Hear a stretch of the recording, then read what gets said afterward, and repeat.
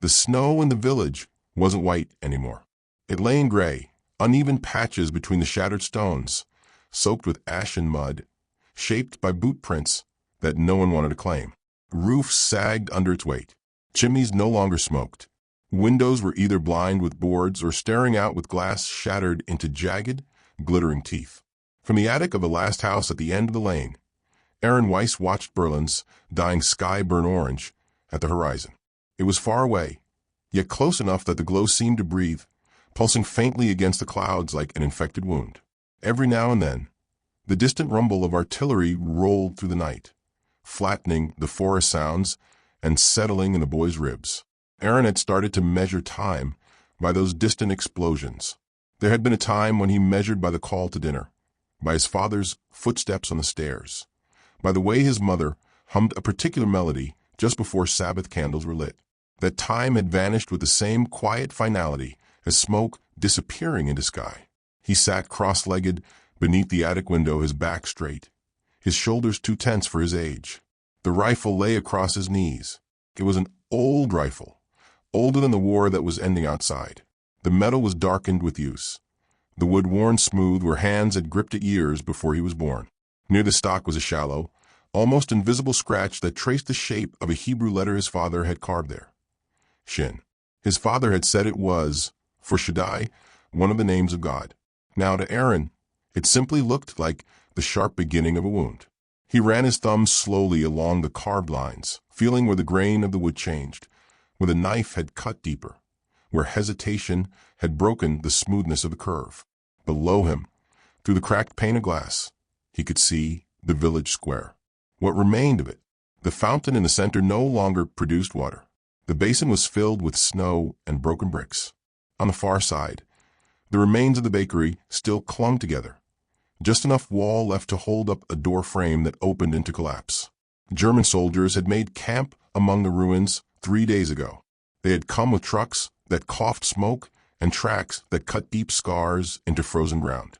Their boots had moved like a single organism, leather and steel and cold breath. Some of them were young and hollow-eyed, others older, their faces stiffening into something beyond exhaustion. They did not know the village like he did. They did not know which buildings had cellars that connected under the street, which roofs still held, which ones would collapse if stepped on, where the snow hid broken glass, where the well was deeper than anyone remembered. They did not know the attic where he sat. They did not know he had seen each of their faces, counted them, logged their habits, measured their distances between each other and between themselves and cover. They did not know that in his hands, his father's old rifle no longer felt like a relic. It felt like a debt. Aaron. The voice came from behind him, thin, frayed, but steady. He didn't turn immediately. He took one more breath, letting the cold air sting his lungs, watching how it fogged the glass, how it cleared again. Then he looked back. His sister Miriam crouched near the attic ladder, her arms wrapped around herself. She was 12, but the curve of her spine and the hollows beneath her cheekbones made her seem smaller, as though the war had pushed her inward until there was barely enough left to hold a pulse. Under her shawl, he could see the edge of the yellow star sewn clumsily onto her dress.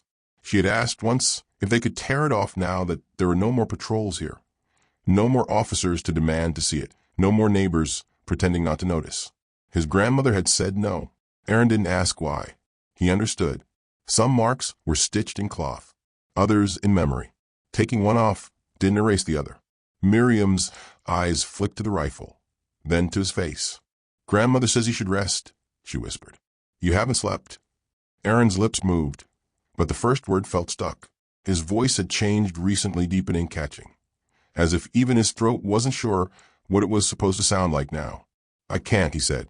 Miriam inched closer, careful not to step where the floorboards creaked. She had memorized the pattern too, where not to put weight, which places whined like injured things, which parts of the attic absorbed sound into dust, and which ones sharpen it. "Are they still there?" she asked. Aaron glanced out the window again. In the square, a group of soldiers huddled around a small fire built in a metal barrel. The firelight painted their faces in restless shadow. One had taken off his helmet and held his hand so close to the flame that his skin must have hurt. Another smoked in quick, angry pulls, throwing the but into the snow before it was finished. Yes, Aaron said. They're not leaving. Maybe they will, Miriam said. Her voice had that fragile hope inside it, the kind that stranded itself in words before it reached the eyes. Aaron thought of a last time maybe had belonged to them. Maybe they're only searching the houses. Maybe they'll let them come back tonight. Maybe they won't take both. His jaw tightened. The muscles there stood out under thin skin. A boy's face becoming something harder, not through age, but through repeated silent impact. He remembered the day the soldiers came for his parents with more clarity than he remembered his own birthday. The knock had been ordinary. 3 reps. Not too loud. Not impatient. Then voices. German. Calm. The kind of calm that was worse than shouting, because it left no fracture to push against. His father had gone to the door. His mother had smoothed her hair with one hand out of habit. Miriam had clutched the edge of the kitchen table, her knuckles white. Aaron had stood near the hallway, breath shallow, heart pounding a rhythm he could feel in his teeth. The soldiers had said they needed his father for questioning. They said his name with effortless accuracy, Weiss, as if they had known it long before that day, as if it had already been written on a list. His mother had insisted on going with him. You'll need someone to translate, she said. His German isn't good enough. A wife is not required. One of them had replied, almost bored. Then I go as a neighbor, she'd fired back. Or as a ghost. Either way, I stay with him. They had let her come, perhaps because it didn't matter. Perhaps because adding one more number to whatever they were counting didn't change the final sum. They didn't come back that night. They didn't come back any night after. Days later, word reached the village of a transport. A train. A direction whispered with flinching mouths. East.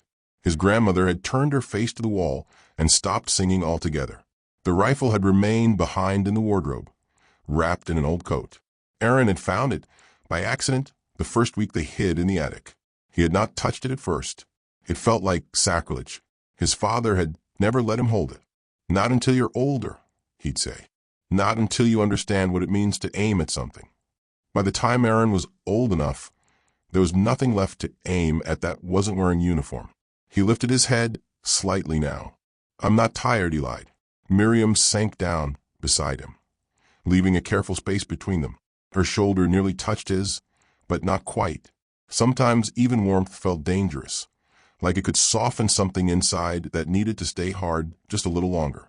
Grandmother's praying, she said quietly. Good, Aaron murmured. She's praying for them too, Miriam added after a moment. He turned his head sharply. For who? Miriam nodded toward the window, toward the soldiers at the barrel. Aaron's chest tightened.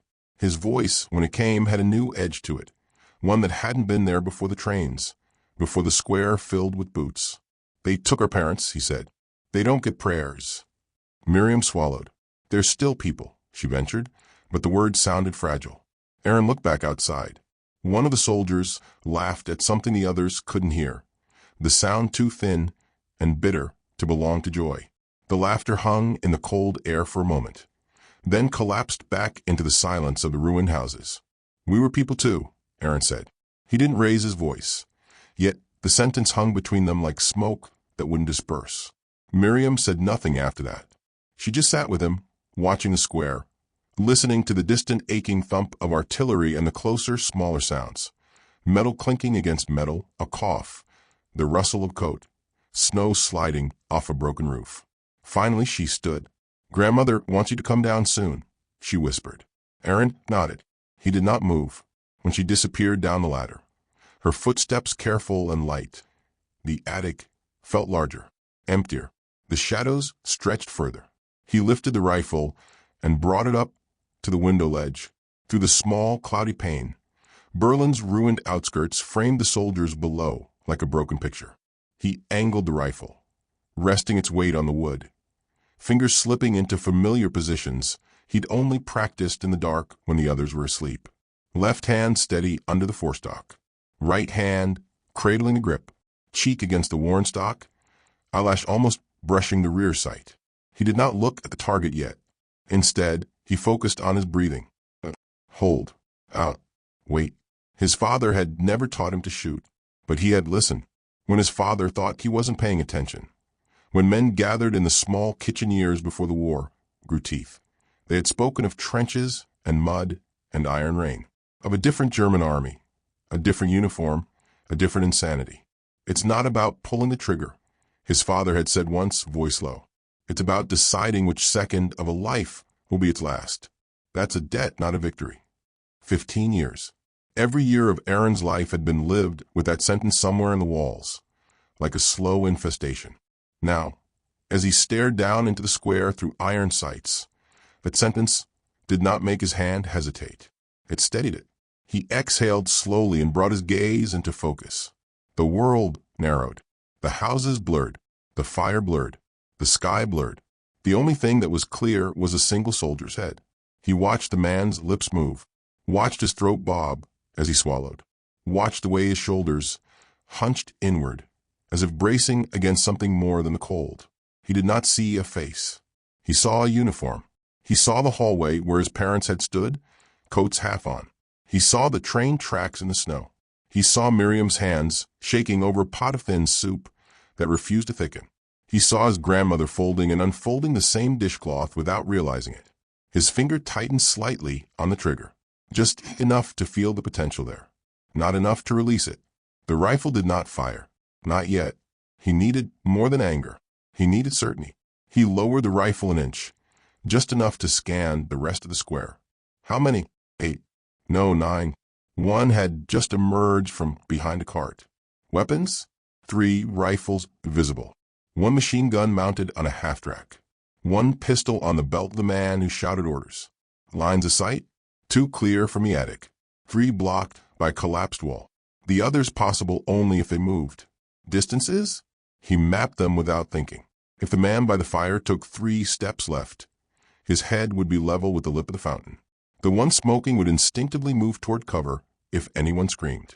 The one with the pistol favored his right leg, stepping a fraction slower on the left. Wounded, vulnerable, predictable. He breathed in again and tasted ash. The war outside the village was ending. Everyone said so in whispers. The Russians are coming, the Americans are coming, Hitler is doomed, Berlin is burning, it will all be over soon. But end for who? Not for his parents. Not for the houses with missing windows. Not for the names scratched into cellar walls. The world might move on, he thought. But his own timeline had split the day his parents walked out between 2 soldiers and never returned.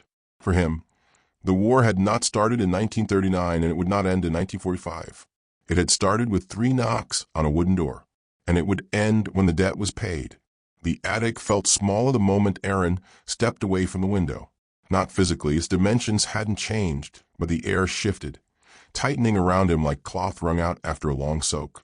The boards creaked faintly under his weight as he descended the ladder, each movement deliberate, controlled, quiet. He reached the bottom and paused, letting the darkness of the hallway breathe around him. The house, once full of familiar textures, smells of bread, the warmth of Sabbath candles, his mother's humming, was now a carcass of those memories, stripped, hollowed, filled only with the ghost of what had been. Miriam sat on a stool near the stove, her hands cupped around a chipped porcelain mug. Steam rose from the thin broth inside. It smelled faintly of cabbage and something else, something bitter, medicinal, the kind of herb their grandmother boiled only when there was no other choice. Grandmother Esther knelt beside the stove, whispering in Hebrew under her breath.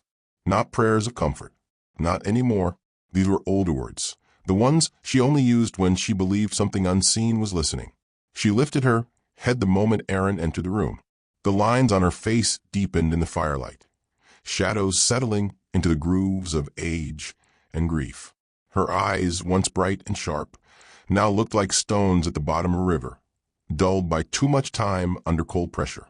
Come, she said softly. Eat. Aaron shook his head. I already ate upstairs. A lie. His stomach was empty. His hands were trembling. He willed them to stop. Esther watched him for several seconds. Not long enough to challenge him. Long enough to acknowledge that the lie wasn't meant to deceive her. It was meant to reassure them all. She nodded once and returned to her whispering. Miriam looked up at him, her face pale in the weak light. Are they still outside? She asked. Aaron didn't answer immediately. He stepped toward the wall, touching it with his fingertips. The plaster was cold. Beneath it, He could feel a faint vibration, a low hum drifting through the wood and stone. Boots, far away, but coming closer. He closed his eyes, letting the sensation travel into his hand, up his arm, into his shoulder until he could place the rhythm.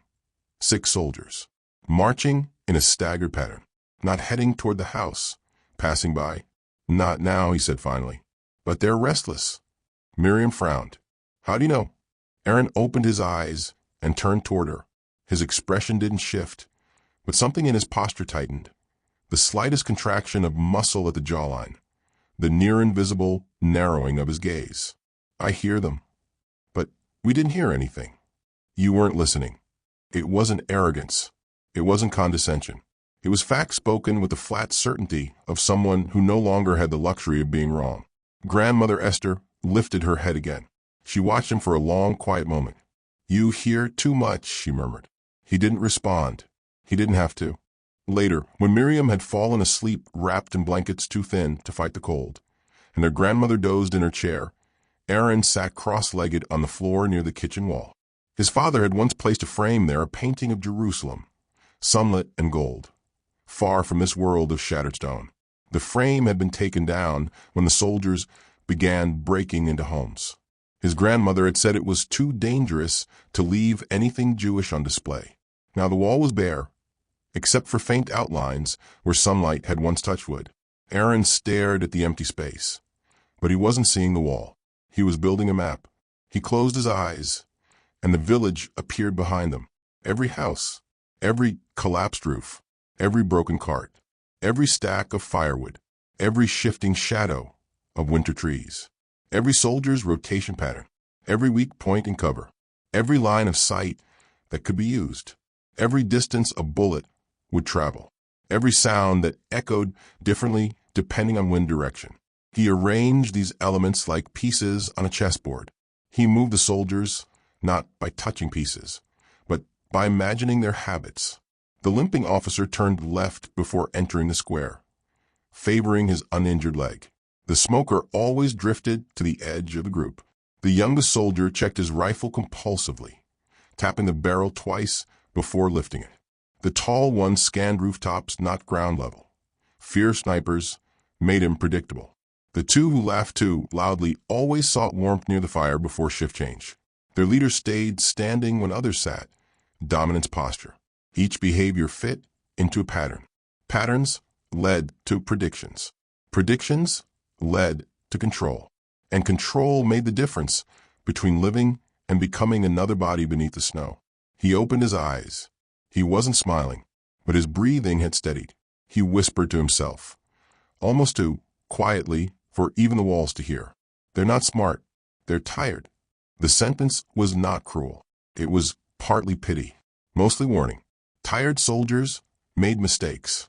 Mistakes created openings. Openings led to outcomes he could shape. His fingers brushed the floorboards again, searching for those faint vibrations. He felt them. He always felt them. When the house grew silent again, he returned to the attic. This time, he didn't bring the rifle. He needed to listen first. The attic was now colder, as if the wind outside had carried whispers into the space between beams. The window pane fogged instantly when he approached, then cleared, then fogged again, as though breathing with him. He crouched beneath it and pressed his ear to the wood. At first there was nothing, then a faint sound. Creak, creak, not floorboards, boots on ice. 2 soldiers walking side by side, slower than patrol pace. Exhausted stride, talking quietly. He leaned closer, his ear almost touching the window frame. The sound sharpened. Yes, Herr Feldwebel, but the boy. His pulse froze. Boy. They were talking about him. Likely hiding with his family, the other said. Let the cold get them, the Feldwebel muttered. We will sweep the houses again tomorrow. Command wants everything cleared before the front shifts. Aaron's eyes narrowed. So they weren't simply occupying the village. They were preparing to erase it. Not strategically, not tactically, methodically. He needed to know how much time that meant. He watched them disappear behind the barn ruins and sank back onto his heels, pressing both palms against the cold wood. He whispered, "They'll come at dawn." The words didn't tremble. His breath didn't shake. And still he was scared. But fear didn't cloud him. Fear sharpened him. He tilted his head slightly, and an odd, unnerving calm washed over him. His mind, already running at a pace few adults could match, began organizing steps. Step 1. Limit their movement. Step 2. Break their patterns. Step 3. Isolate the leader. Step 4. Cut communication. Step 5. Strike first. Step 6. Step 6 was still shaping itself. No child should think like this. But this child had seen the world end at age 15. And when the world ends early, the mind adapts or dies. It was near midnight when a sound pulled him away from the window. Soft, breath-like. He turned. Miriam. Her eyes were wide, reflecting the moonlight spilling through the broken glass. Aaron, she whispered, trembling. I heard them. I heard them say they're going to burn the village. He didn't move toward her. He didn't comfort her. Comfort was a luxury they couldn't afford. But he didn't stay distant either. He walked to her slowly and pressed 2 fingers to her wrist, not to feel her pulse, but to slow it. He whispered, they won't get the chance. How do you know? He didn't answer. Because the truth was simple. He didn't know, but he would ensure it. He let go of her wrist. She didn't ask him to promise anything more. She knew better. Aaron descended the ladder once more, this time with purpose. He grabbed a small candle stub, lit it with a trembling match, and vanished into the hallway. He moved through the house like a shadow, the flame cupped in his hand, illuminating only the nearest surfaces. Chipped plaster, a toppled shelf, the outline of the mezuzah removed from the doorframe. He stopped near the back storage room. There, he placed a candle on the floor and knelt. He lifted a loose floorboard. Beneath it was the cellar door, an old trapdoor hidden under years of dust. Even their grandmother had forgotten it existed. He had not. He traced its hinges, not for escape, for something else. Cover, elevation, angles, sight lines. Above him, the soldiers' steps moved around the square. He tracked each footfall in his mind, mapping them to positions on the floor plan of the house. He whispered numbers, distances, wind, direction, rotations, pulse patterns, calculated interference. None of this was taught to him, but trauma had carved open something in his mind, sharpened something that should have remained soft. He stood and closed the board carefully. Back in the kitchen, he extinguished the candle and moved silently to the window. Snow flickered down in tiny, quiet breaths. He watched how the flakes fell. Direction, speed, spread, all of it mattered. Because when the first shot came, he needed the wind to be on his side. Before returning to the attic, he stopped in the hallway. His grandmother's voice drifted from the dark, cracked and thin. You're planning something. He didn't turn. I'm planning survival. Survival is not the same as revenge. He finally faced her. Her eyes searched him, pleading silently. What you're thinking will take pieces of you you'll never get back.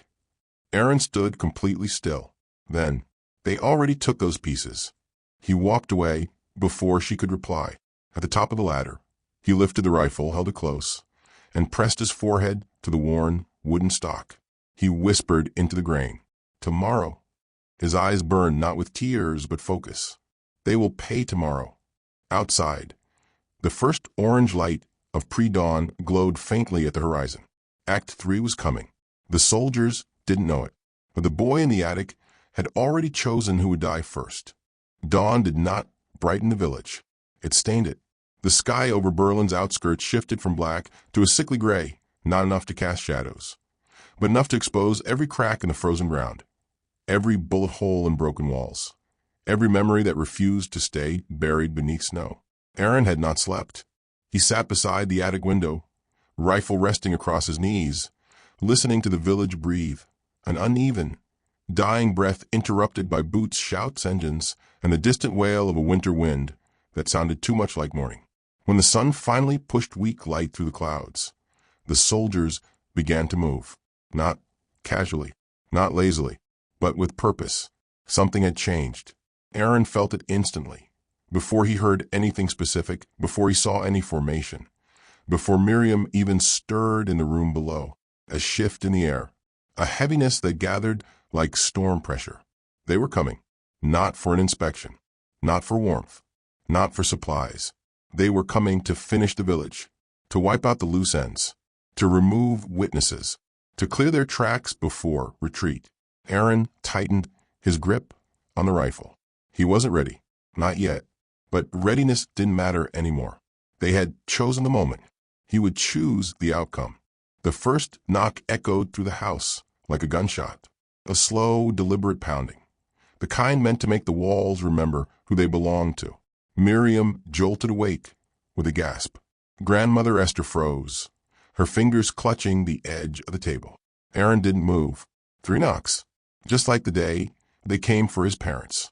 Miriam rose to her feet, trembling. "Aaron, please, stay behind the stove," he said softly. His voice was calm, too calm. The knock came again, louder. A voice followed, stiff and cold. "Öffnen Sie die Tür. Jetzt. Open the door. Now." Esther's face crumpled like thin paper. "They'll break it," she whispered. Aaron nodded once. "Yes." Then he moved toward the attic ladder. Not to hide, to get height, to see, to understand their formation. He reached the attic just as the third set of knocks rattled the house.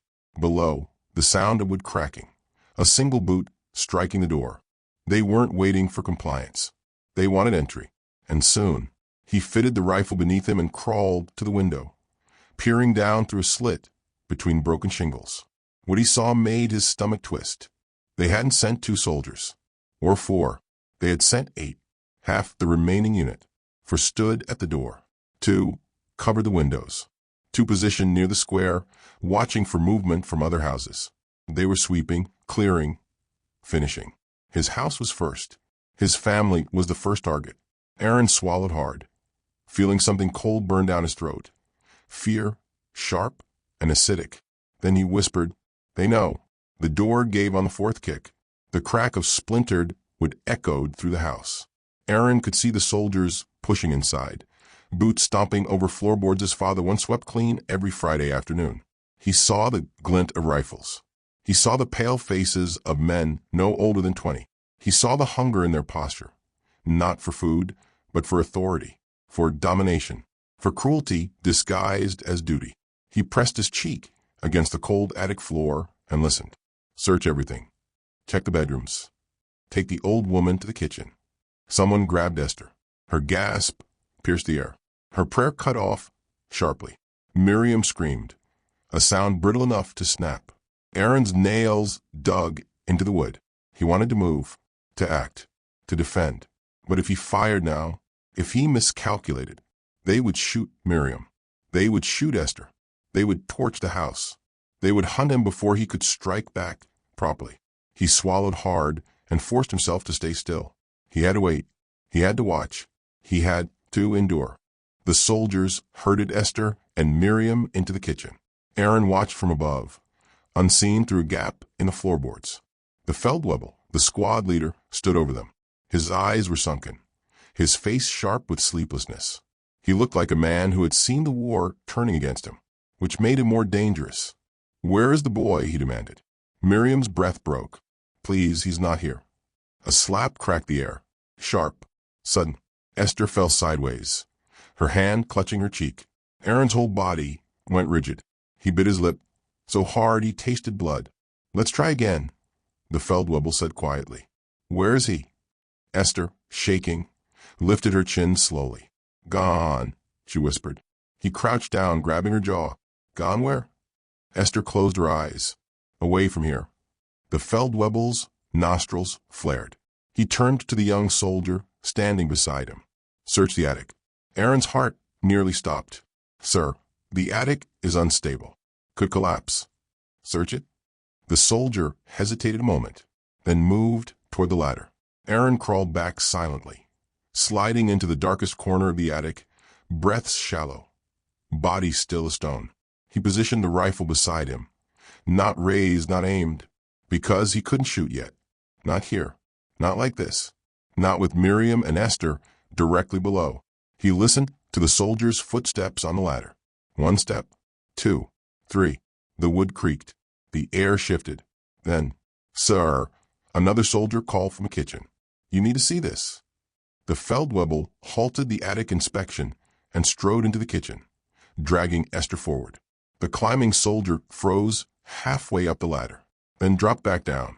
Aaron let out a single silent breath, not relief, but delay.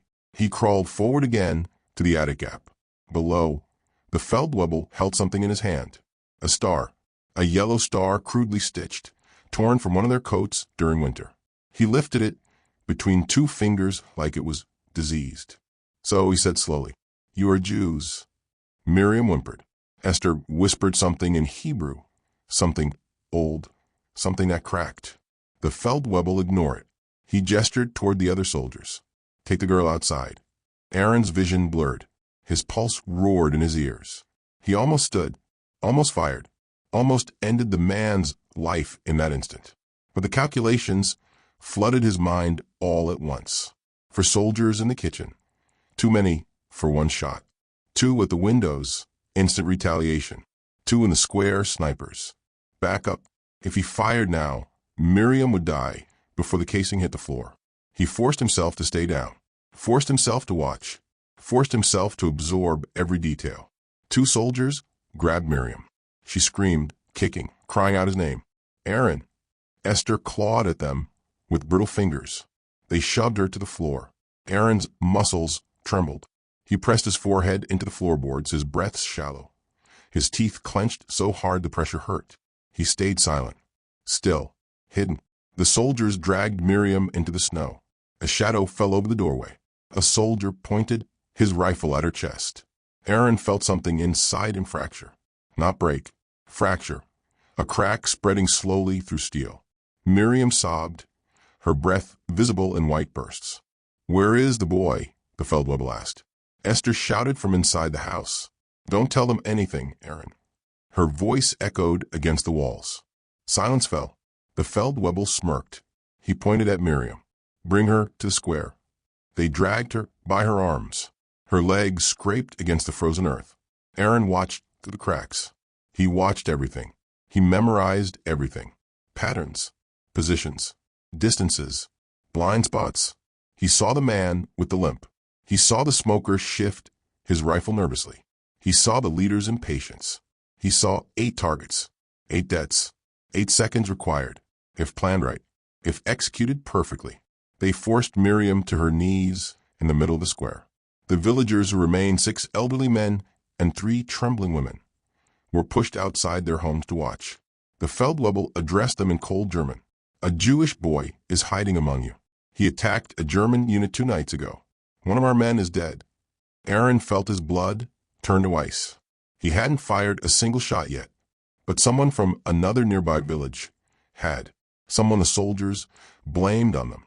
He saw the plan unfolding. Blame the Jews. Punish them. Clean the area before retreat. He watched as the Feldwebel stepped behind Miriam.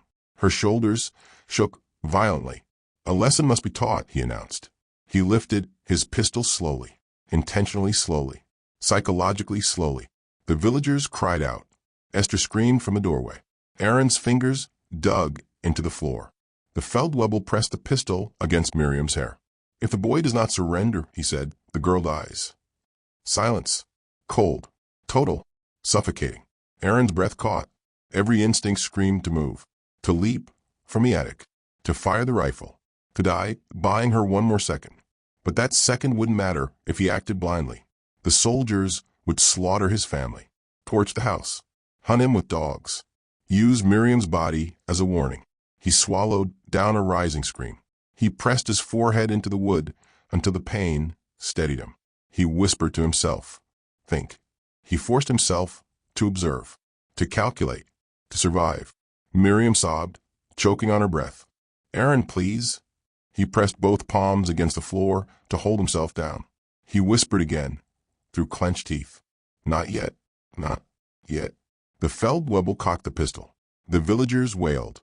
Grandmother Esther fell to her knees in the doorway, begging God in broken Hebrew. "Aaron," Miriam whispered. He closed his eyes. A single tear slipped down his cheek. He let it fall. He allowed himself one, then none.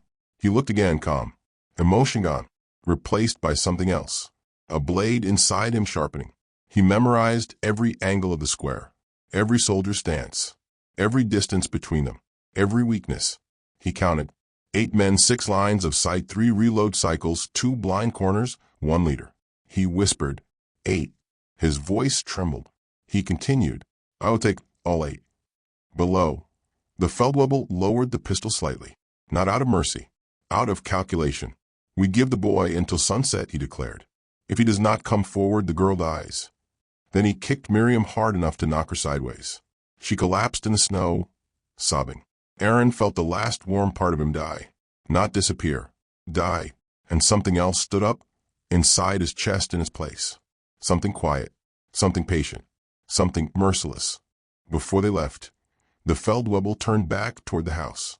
He pointed at Esther. If the boy does not appear, we burn the house with you in it. Aaron's breath caught. They would kill all of them, not for revenge, for convenience. Then the soldiers marched away, leaving Miriam kneeling in the snow, broken, shaking, humiliated, marked. Aaron watched her gather herself slowly, painfully, crawling toward the house like a wounded animal. He watched his grandmother help her to her feet. He watched the villagers retreat in silent terror. He watched the soldiers laugh as they returned to their fire. Laugh at his sister, at his grandmother, at the village, at him. He felt something settle inside him. Not rage. Rage was hot. This feeling was cold, cold enough to burn. He whispered, they will regret leaving her alive. He lowered the attic window. He lifted his father's rifle. He pressed his cheek to the stock. He exhaled slowly, and he began to plan in absolute silence. The debt had grown. Now it required interest. Morning shifted into afternoon with an unsettling stillness, as if the village itself were holding its breath, afraid to make sound. The snow continued to fall, not in soft flakes, but in thin needles that drifted sideways with the wind.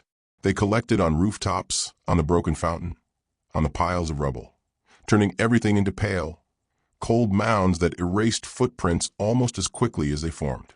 Aaron sat in the attic again, his back pressed against a support beam, his father's rifle laid across his lap. The wood warmed faintly beneath his palm. His thoughts were sharper than the winter air, honed by hours of watching the soldiers below. Miriam lay curled under a pile of blankets in the room below, her breaths shallow but steady. The bruises on her arms were darkening. She had barely spoken since being dragged into the square. Sometimes she whimpered in her sleep.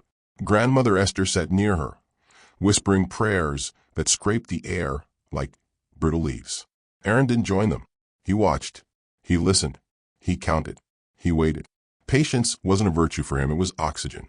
Every soldier's gesture, every rotation, every rifle placement, every careless word muttered at the fire, every argument whispered behind the half-track, every shiver, twitch, sigh, intake of breath. He consumed these details like a starving man. Knowledge was his ammunition, and knowledge was plentiful. The Feldwebel stood near the fountain, pacing in tight lines. He barked orders at the men, but something was different this time. His commands lacked authority. His voice cracked. His shoulders hunched. His movements were too sharp, too frantic. Fear, not of Russians, not of retreat, of time. Something was pressuring him, something above him, orders he hadn't shared with the unit. Aaron leaned forward slightly. He watched the Feldwebel stop pacing and look toward the road leading east toward Berlin, toward the front, toward whatever commanding officer expected this village to be cleared. The Feldwebel wiped sweat from his brow despite the freezing temperature. Aaron narrowed his eyes, sweating in winter, fear sweating. Something terrible was coming, not for the boy, for the soldiers. And that terror was the first opportunity. Later that afternoon, the arguments began, first quietly, then louder. 2 soldiers, Schneider and Koch, stood near the half-track, faces red despite the cold, fingers twitching near their rifles. I'm telling you, Schneider hissed, we should have left last night. There's nothing here. We should be falling back to command. Koch jabbed a finger at his chest. You want to run? You want to be shot for desertion? The Feldwebel says we stay. We stay. Schneider spat into the snow. He's lost his mind, he snapped. He's obsessed with that boy. Aaron's pulse slowed. They were afraid of him, of what he might do, of where he might be. He sat perfectly still in the attic. At that exact moment, the boy they feared watched them argue like insects fighting inside a jar. 2 other soldiers stepped in, attempting to quiet the quarrel. The Feldwebel didn't intervene. He didn't even look their way. He stood staring down the road again, jaw clenched, fingers twitching. Aaron felt a shift inside himself. A realization. They weren't a unit anymore. They were fragments. Cracks. Cracks he could widen. As dusk approached, the sky turned a bruised shade of purple. Aaron left the attic silently and descended into the dim hallway. The house smelled of smoke, cold earth, and something deeper. Fear. He stepped into the kitchen. Esther looked up, her eyes hollow. She studied him as if she could see the shape of his thoughts. "You're planning something again," she said softly. Aaron didn't answer. "You will bring death on us," she whispered. He raised his eyes. "No," he said. "I will bring death to them." Her breath caught. "You're one boy." Aaron shook his head. "No, I'm the only thing they fear. You're 15. I grew older yesterday." She looked away, her mouth trembling. "You will damn what remains of your soul." He stepped closer. That was taken too. Esther's lips parted to speak, but the words caught, like cloth snagged on a nail. "What are you going to do?" she whispered. Aaron's voice was so quiet she had to lean in to hear it. "Start with the weakest one." The first target was chosen not by emotion, but by calculation. Aaron didn't choose the cruelest soldier, nor the strongest, nor the one who slapped Miriam. He chose the one most likely to break. Private Lucas Weber, young, homesick, terrified, hands shaking even when he wasn't cold. A boy wearing a man's uniform. Aaron watched Weber take his turn on watch near the fountain. The private's breaths came out in uneven bursts. He rubbed his gloved hands together. His helmet sat crooked. His fingers twitched near the safety of his rifle. Weak, unmoored, unstable, perfect. Aaron opened the attic window just a crack, less than an inch, and angled the rifle barrel out. He didn't aim at Weber. He aimed at the snowbank 2 meters to Weber's left. He steadied his breath. He counted the wind direction. He waited for a moment when the other soldiers weren't watching. Then, crack. The shot ripped the silence apart. Weber screamed, dropping to the ground, scrambling backward like an insect. The bullet dug into the snow, spraying a thin geyser of white powder into the air. Weber cried out, "Shootsa! Shootsa! Sniper! Sniper!" The soldiers panicked, scattering. The Feldwebel sprinted to the fountain. Where? Where?" he shouted. Weber shook violently. "Roof. I swear I saw someone moved." Aaron closed the attic window again. Slowly, quietly. He didn't move from his position. He didn't reload loudly. He didn't leave any trace. He just listened. Weber sobbed. I can't do this. They're watching us. He's watching us. He wants us to die." The Feldwebel slapped him. "Pull yourself together." Weber fell silent, but he didn't stop trembling. Aaron rested his cheek on the rifle. One crack in the unit had widened. Now came another. An hour later, Aaron struck again. Not with a bullet, with sound. He moved to the far corner of the attic and picked up a loose brick that had fallen from the collapsing chimney. He dropped it onto the slanted roof beneath him and watched it slide. The soldiers heard the noise instantly. There, someone's on the roof. They raced toward the house. Aaron moved silently back to the other side of the attic. He knocked once on the far wall. "Upstairs." "He's in the attic." "No, outside." Confusion spiraled. Arguments erupted. Panic spread. The Feldwebel shouted orders, but they overlapped, contradicted, tangled. The soldiers began firing blindly at rooftops, at shadows, at ghosts. Aaron crouched in a corner of the attic, silent, invisible. Not a shot fired at him, not a glance toward his real position. They were breaking, and they didn't even know it. As night fell, Aaron slipped down the attic ladder and crept into the back of the house. He peered through a cracked rear window. Private Schneider, the one who argued earlier, had stepped away from the main group to light a cigarette. Stupid, careless. Aaron didn't fire. He lifted a loose piece of plaster beside the window frame and hurled it into the bushes near Schneider. Crack, branches snapped. Schneider spun, rifle raised, breath quickening. He stepped into the trees. Alone, Aaron watched him vanish into the brush. A minute passed. 2, 3. Schneider returned to the light of the fire. Pale, sweating, trembling. "No," he muttered. "Someone's out there." Weber grabbed him by the coat. I told you someone is stalking us." The Feldwebel's face twisted in fury. "Enough. It's one boy." Schneider whispered. "No, it's not a boy." Aaron closed the window and backed away. They were unraveling. They were already defeated. They just didn't know the shape of it yet. Just before midnight, something unexpected happened. A civilian approached the edge of the square. Old, stooped, wrapped in a frayed coat. Schultz, the German farmer who lived 2 houses down. A man Aaron had known since early childhood. A man who sold eggs to his mother and once carved Aaron a toy horse before the war turned neighbors into enemies. Schultz stepped toward the fire, hands raised. "I have information," he said. Aaron tensed. The soldiers gathered around Schultz. "What information?" the Feldwebel demanded. The old man hesitated. Then he leaned in. Aaron strained to hear, lowering himself until his ear nearly pressed against the attic floorboards. Schultz whispered, "I know where the boy is." Aaron's heart slammed against his ribs. Miriam stirred downstairs in her sleep, sensing something.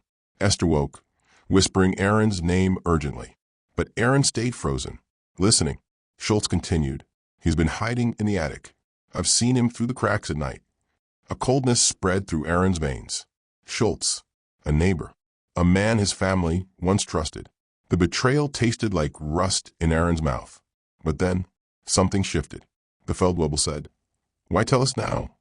Schultz's voice wavered. "Because I want protection.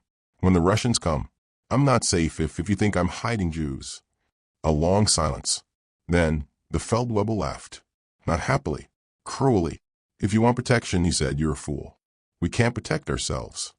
He turned to his men. "Search the house again. Check every room. Tear it apart." Aaron backed away from the attic gap. Slowly. "Coming. They're coming," he murmured. He lifted the rifle. He slid into the furthest corner of the attic. He slowed his breathing. He still didn't panic. Fear sharpened him. He listened. Boots. Stairs. Voices.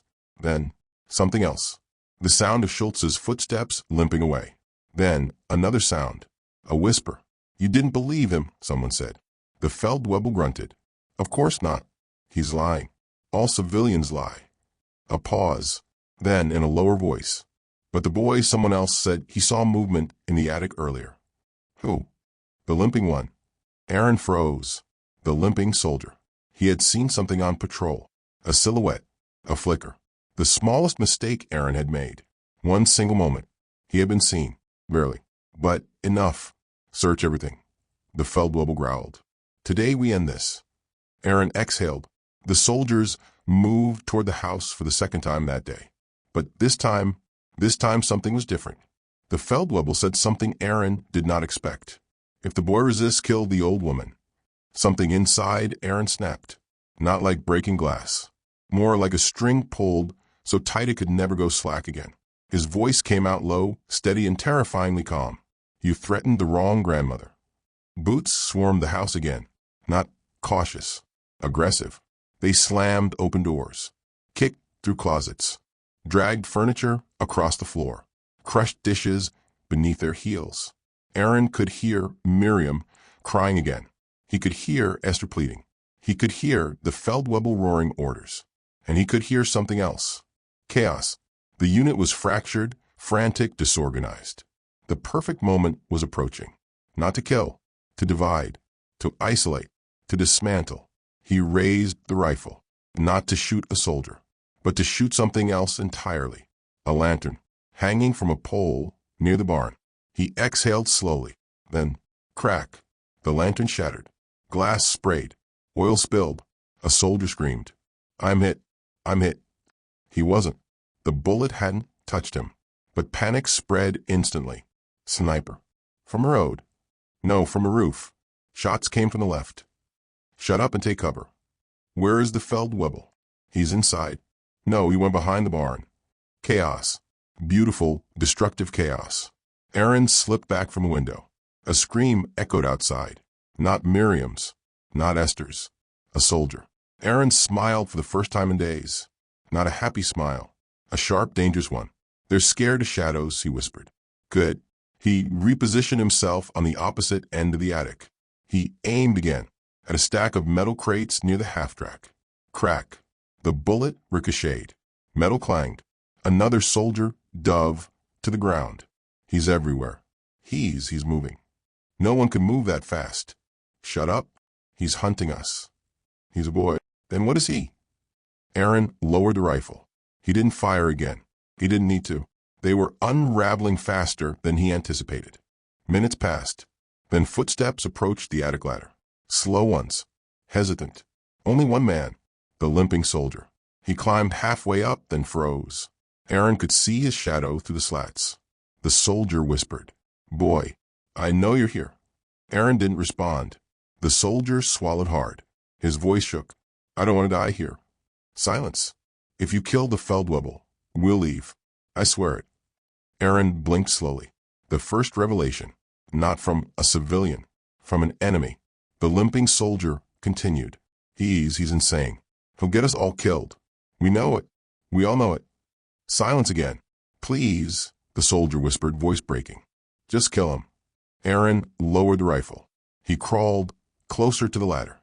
Close enough that when he spoke, his voice drifted through the slats like a breath. "I don't take orders from you." The soldier froze. Aaron continued, "But you just gave me something valuable." The soldier trembled. What did I give you?" Aaron whispered, "Your fear." The man flinched and stumbled back down the ladder, running, leaving footprints in the dust. Aaron returned to the window. He watched the limping soldier run back to the fire, shouting that the attic was empty, that the boy wasn't there, that they needed to retreat. A lie born of terror. A lie Aaron planted. Another crack. The biggest one yet. Night fell again. This time darker, heavier, quieter. The soldiers gathered around the barrel fire, their nerves frayed, their voices tight. They argued. They cursed. They pointed fingers. The Feldwebel paced, shouting threats, his authority slipping through his grasp like melting snow.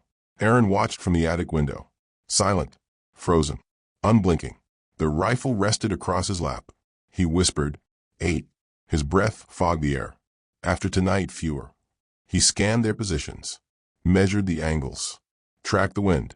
Then he looked toward the sky.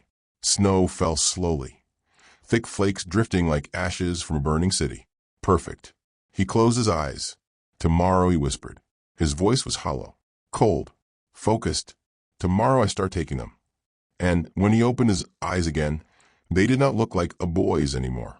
They looked like something forged in fire and silence, and 15 years of unspoken debt. The sky was a charcoal bruise when dawn approached, neither night nor morning, but something suspended in between, like breath held too long. The snowfall had quieted, replaced by a static hum in the air that felt unnatural, like the village itself was watching, waiting. Aaron sat in the attic, his knees pulled to his chest, the rifle resting beside him like a loyal, silent animal. Miriam slept below, exhausted, her breathing thin but steady. Grandmother Esther prayed with her head bowed, murmuring words that cracked as they left her lips. But Aaron didn't pray. He calculated. He memorized. He whispered numbers under his breath. The positions of each soldier, their angles, their blind spots, their fears. He wasn't preparing to kill them all. He didn't need to. He only needed to break them. And broken men destroyed themselves. Hours before sunrise, the wind shifted. Aaron opened the attic window an inch and let the cold air wash over him. It smelled of metal smoke and the stale scent of men who hadn't slept. He watched them. 8 soldiers left. 8 fractures waiting to happen.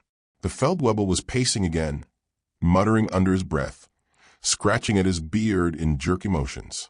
His eyes were hollow, ringed with sleeplessness. Schneider stood alone, rubbing his arms, looking at the trees as if expecting ghosts to walk out. Weber looked even worse, wide-eyed, lips trembling, fingers twitching toward his rifle at every sound.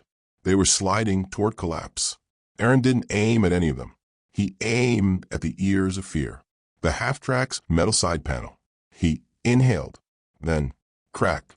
The bullet hit the metal with violent resonance, ringing like a bell across the village. Panic detonated. Sniper. He's behind the barn. No, rooftop. He moved again.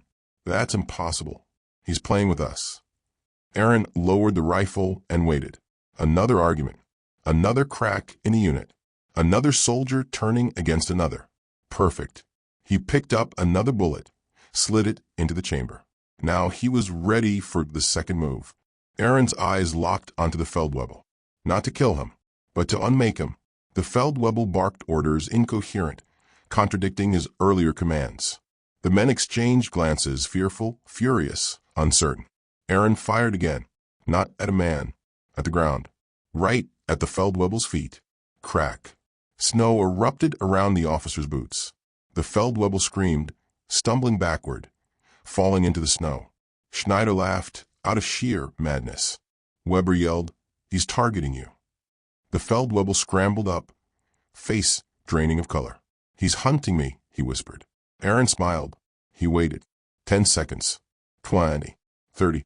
Then, crack. Another bullet. This time striking the pole behind the Feldwebel's head. The officer screamed again, tripping over himself, crawling behind the fountain, shouting orders that no one followed. Terror. Humiliation. Loss of authority. The unit had no leader now. Aaron didn't need to kill the Feldwebel. He had already removed him from the equation.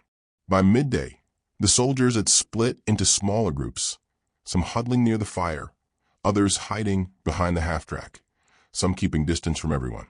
The argument began with a spark. Koch accused Schneider of giving away their position. Schneider accused Weber of drawing fire. Weber accused Koch of lying about the sniper's location. Aaron watched through his sight. He didn't need bullets. The men were devouring each other. Their voices escalated. "You said he was on the roof." "No, you said it." "You brought him on us." "You're trying to get me killed." The Feldwebel roared at them to stop. No one listened. Aaron whispered, "Good." He didn't fire. He didn't move. They were spiraling exactly where he needed them. Right before dusk, one soldier snapped completely. Weber. He stood abruptly, tossing his rifle aside, his voice cracking. "I'm leaving. I don't care anymore. He's everywhere. He's not a boy." Koch grabbed him by the coat. "We leave together or not at all?" Weber shoved him away. "No, I'm leaving now." He fled toward the eastern road. Aaron didn't shoot. He simply knocked on the attic's wooden beam with the rifle. But a soft, hollow sound. But to Weber it was the sound of death itself. The soldier screamed, fell into the snow, and crawled back to the square sobbing. Koch cursed. Schneider laughed again, hysterically. Aaron whispered to himself, "They won't leave. Not yet. Not until he decided." Night returned, this time darker than any before. The soldiers were exhausted, starved, terrified. Aaron fired once, at the half-track's fuel canister. He knew exactly where it was. Crack. The canister burst open, fuel spilling into the snow. The men panicked, rushing toward it, trying to salvage what they could. Aaron fired again, at the second canister. Crack. Fuel gushed out. The vehicle would not start now. They were trapped. No escape. The Feldwebel screamed, "He's destroying our retreat. Don't you understand? He wants us to die here." Finally, the officer admitted what Aaron already knew. Aaron exhaled slowly. Now the soldiers understood the truth. This fight was no longer about territory or orders. It was personal. It was one boy against 8 men, and the boy was winning. Just after midnight, Aaron moved silently through the attic, positioning himself directly above the staircase. He dropped a single shell casing through the gap in the floorboards. It hit the wood below with a metallic clink. Instant panic. He's inside. He's in the house. He's coming for us. Aaron spoke, not loudly, just enough. Just a whisper from above. "I'll make you a deal." Silence. Frozen silence. Then Koch stammered, What deal?" Aaron remained unseen, unmoving. "The Feldwebel," he said. His voice was calm, cold, measured. "Give him to me." Schneider gasped. Weber whimpered. Koch shook his head violently. No, you're not human." Aaron interrupted. You want to live? His tone didn't change. Pure logic. If he dies, you leave. If he lives, you die. A long, trembling pause. The Feldwebel shouted, "Don't listen to him. He's manipulating you." Aaron tapped the floor with his rifle once. The Feldwebel flinched violently. The unit looked at their officer, then at the shadows above. The first betrayal happened quietly.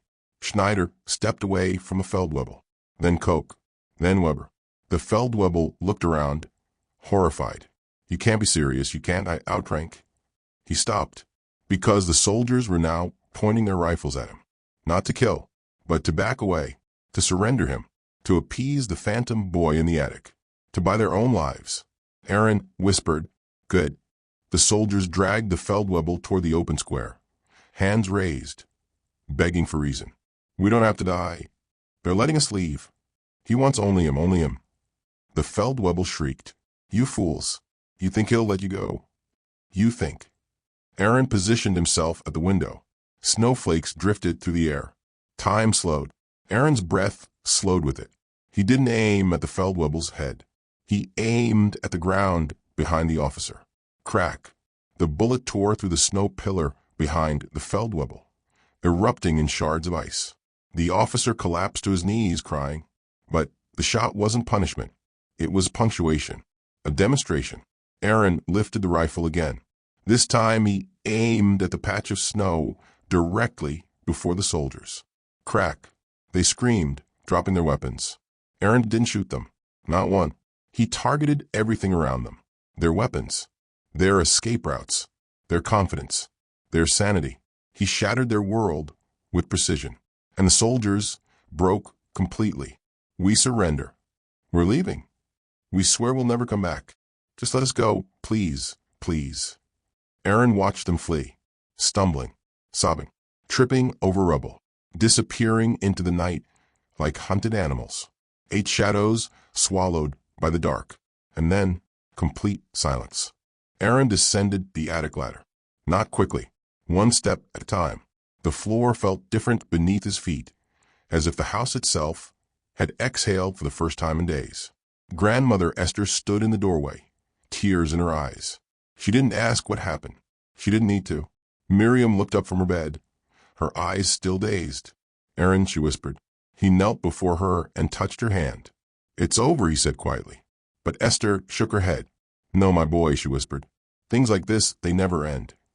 Aaron didn't answer. He understood. The debt would never truly be paid. But something had shifted, because when he stepped outside, the village was empty of soldiers. The snow was undisturbed. The night was silent, too silent. Before dawn, Aaron took the rifle and stepped into the forest behind the village. Esther tried to call him back. Miriam reached for him. He didn't turn.